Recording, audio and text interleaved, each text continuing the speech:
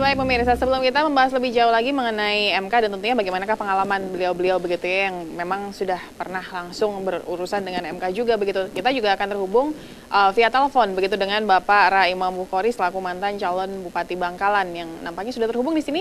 Halo, selamat malam Pak Imam. Selamat malam, Mbak. Kabarnya baik, Pak?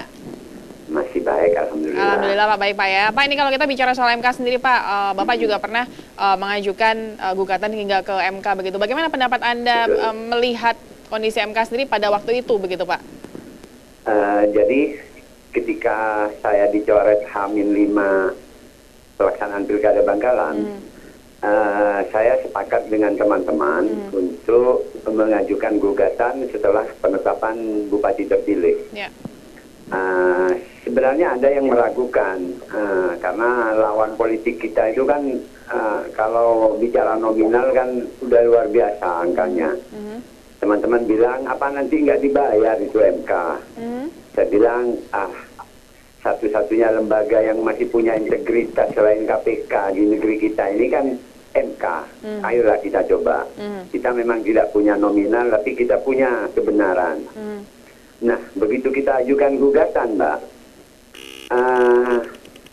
ada 1-2 orang yang mencoba berkomunikasi dengan kita untuk membantu dengan menawarkan bantuan, tapi ada nominal-nominalnya.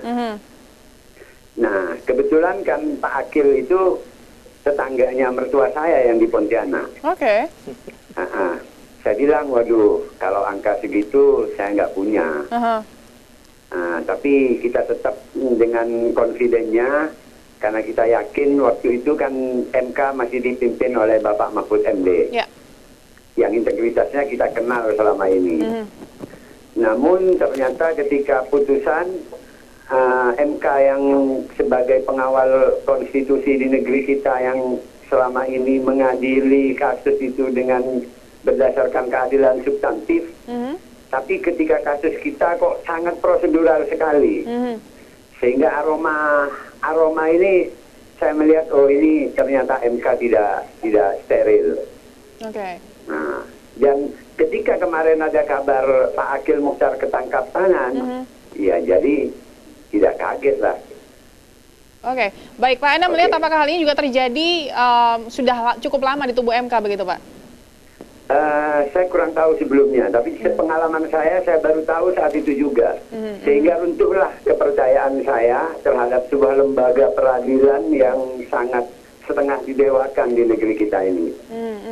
Baik Pak, kalau boleh tahu ketika waktu itu Anda juga mengajukan gugatan dan kemudian ditolak itu, apakah alasan yang diberikan bukti kurang kuat atau sebenarnya bagaimana Pak? Bukti kita sangat lengkap, mulai dari video, rekaman suara, kemudian data-data golputnya masyarakat yang 85% dengan surat undangan yang diantarkan ke kita bawa semuanya ke MK. Dari 800.000 pemilih sekian, 600.000 itu surat undangan mereka ada di kita. Oke. Baik, seperti itu Pak ya. Baik Pak, ini Anda melihat apakah ada kemungkinan begitu bahwa pusaran kekuasaan juga punya peran campur tangan dalam sengketa pilkada begitu Pak? Saya sangat melihat itu. Dominan sekali kekuatan politik yang ada di negeri ini. Sehingga kan menimbulkan rasa pesimisme di tengah-tengah masyarakat bahwa di negeri kita ini orang benar harus punya uang. Kalau tidak punya uang, walaupun benar bisa jadi salah. Baik, seperti itu Pak ya. Maka harus ada dukungan dalam tanda kutip juga begitu. Baik, itu dia. Terima kasih Bapak Ra Imam atas waktu dan kesempatannya. Baik, selamat malam Pak. Sama-sama. Baik, Pak Ra Imam pemirsa yang juga adalah mantan calon Bupati Bangkalan begitu ya. Baik, Pak Soleh, bagaimana Pak Anda melihat ini yang disampaikan oleh Pak Ra Imam tadi bagaimana?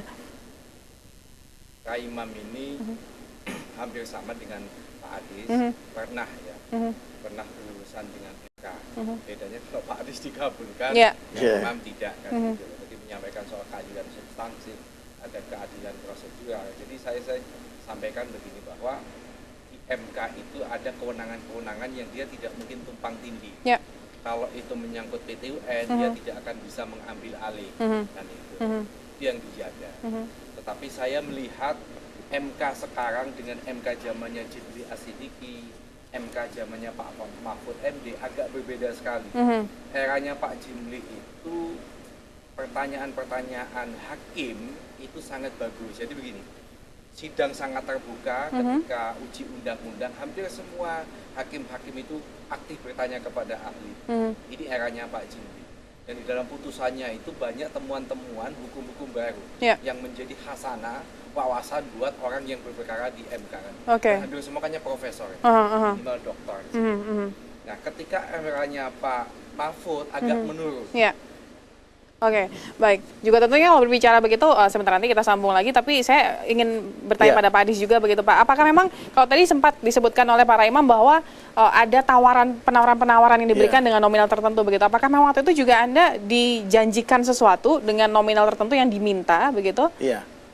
Iya, banyak memang Mbak. Jadi penawaran-penawaran itu banyak dan sudah juga menyebutkan nominal-nominal. Tapi ya karena saya juga sebelum itu ya praktisi hukum ya saya sudah mengerti, saya ketawa saja kalau ditawar-tawarin begitu.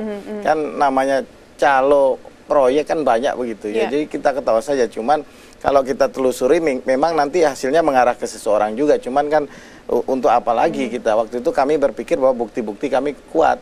Bahwa ada pelanggaran yang tadi disebutkan itu struktur masif dan lain-lain. Jadi kami tidak. Cuman yang menarik tadi yang disampaikan Pak Raimam adalah suatu pemerintahan kalau seperti ini terus, jadi habislah nasib rakyat kita ini, masyarakat Indonesia. Jadi sudah kita lihat ya pemerintahan kita ini pucuk-pucuk semua. Ketua Mahkamah Konstitusi, dari Polri kemarin juga pimpinannya yang kena. Kemudian juga dari Migas, dari Kejaksaan dan lain-lain. Banyak sekali semua petinggi-petinggi negara yang mengelola negara ini. Kalau begini semua, tinggal tunggu saja kehancurannya negara kita ini. Nah, mestinya pemerintah ini mulai mencari duduk bareng-bareng. Ini kan sepertinya tidak ada koordinasi.